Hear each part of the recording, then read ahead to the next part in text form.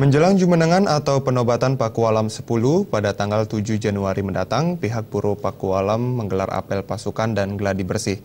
Kegiatan tersebut untuk memastikan pembagian tugas kepanitiaan menjelang Jumenengan Kanjeng Bendoro Pangeran Haryo Prabu Suryodilogo sebagai Pakualam 10. Gelar pasukan yang bertempat di halaman Puro Pakualaman Yogyakarta diikuti sejumlah elemen masyarakat, mulai dari keamanan internal Puro seperti abdi dalem hingga relawan Paksi Katon Banser, Pareanom, Laskar Jogja, dan SAR Daerah Istimewa Yogyakarta. Dalam Jumenengan Pakualam 10 nanti, jumlah petugas pengamanan yang diterjunkan sebanyak 2.500 orang yang berasal dari unsur TNI, Polri, instansi pemerintah, organisasi masyarakat, dan komunitas lainnya. Gladi bersih Jumenengan atau penobatan Pakualam 10 yang disertai dengan gladi kirap ageng dilaksanakan untuk menyatukan konsep perencanaan dan praktek di lapangan. Kegiatan tersebut untuk memastikan pembagian tugas kepanitiaan berjalan baik.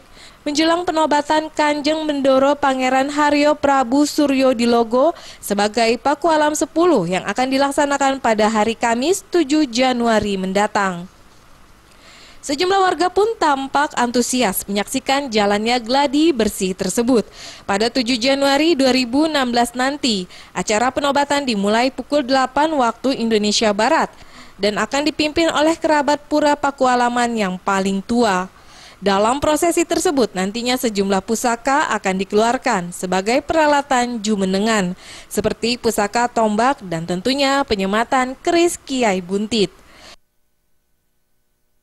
Sementara itu akan ada 6 kereta kencana yang akan digunakan dalam prosesi penobatan yang akan ditarik kurang lebih 30 ekor kuda.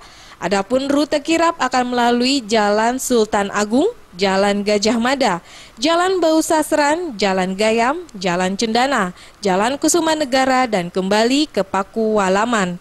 Sebelumnya, Pangeran Suryodilogo Putra Pakualam 9 sudah diangkat sebagai putra mahkota pada 2012 silam.